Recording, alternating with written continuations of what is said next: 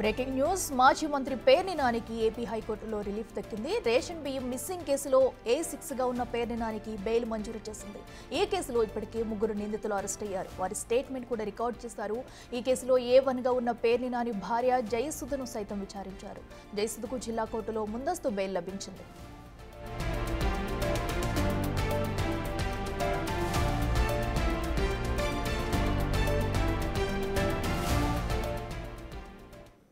ఇదే అంశానికి సంబంధించి మరింత సమాచారం మా ప్రతినిధి శివ లైవ్లో అందిస్తారు. శివ, చెప్పినట్టు రేషన్ బియ్యం కేసులో నిందితుడిగా ఉన్న పేర్ని నానికైతే హైకోర్టు బెయిల్ మంజూరు చేసింది. మరి ఎలాంటి షరతులతో కూడిన బెయిల్ మంజూరు చేసింది? డీటెయిల్స్ ఏంటి?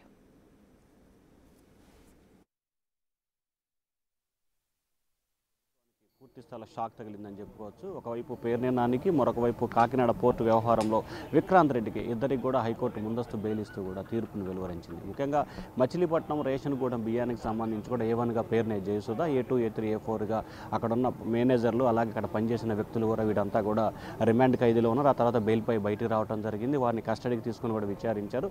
ఆ కస్టడీ తీసుకుని విచారించిన సమయంలో పేర్ని నాని పాత్రపై A6 గా అతనిపై కేసు నమోదు చేస్తూ విచారణకు ఆదేశించారు. అతన్ని అరెస్ట్ చేసేందుకు కూడా పోలీసులు 2-3 సార్లు ప్రయత్నాలు చేసిన పరిస్థితి కనిపించింది. ఆ తర్వాత ఆయన హైకోర్టులో ముందస్తు బెయిల్ పిటిషన్కి దాఖలు చేసిన పరిస్థితి కనిపిస్తూ ఉంది. దాదాపుగా 20 రోజుల పాటు విచారించిన ధర్మాసనం ఈరోజు ఆయనకి ముందస్తు బెయిల్ ఇస్తూ కూడా తీర్పు వెలువరించింది. పోలీసుల విచారణకి పూర్తి స్థాయిలో సహకరించాలి, విచారణకు ఎప్పుడు పిలిచినా వెళ్ళి సహకరించాలి. అలాగే ఈ కేసుకు సంబంధించి ఎటువంటి డాక్యుమెంట్స్ కానీ, ఎటువంటి ఆధారాలు కానీ పోలీసులు అడిగితే ఖచ్చితంగా ఇవ్వాలని చెప్పి కూడా కండిషన్స్తో కూడుకున్న బెయిల్ అయితే ఆయనకు మంజూరు చేసింది. ఇక మరొక వైపు కాకినాడ పోర్టు వ్యవహారానికి సంబంధించి కూడా ఏదైతే బలవంతంగా KP రావు దగ్గర నుంచి పోర్టు బదలాయింపు చేశారని దానికి సంబంధించి కూడా ఏదైతే వైవి విక్రాంత్ రెడ్డికి సంబంధించి టీటీడీ మాజీ చైర్మన్ వైవి సుబ్బారెడ్డి కుమారుడు విక్రాంత్ రెడ్డి A1 గా ఉన్నారు. దీంట్లో A2 గా విజయసాయిరెడ్డి తదితరులు నిందితులుగా ఉన్న నేపథ్యంలో ఈ కేసుకు సంబంధించి కూడా హైకోర్టులో విక్రాంత్ రెడ్డికి కూడా ముందస్తు బెయిల్ ఇస్తూ తన తీర్పును వెలువరించింది. 2 కేసులకు సంబంధించి కూడా ఏపీ ప్రభుత్వం చాలా సీరియస్గా ఫోకస్ పెట్టిందని చెప్పుకోవచ్చు.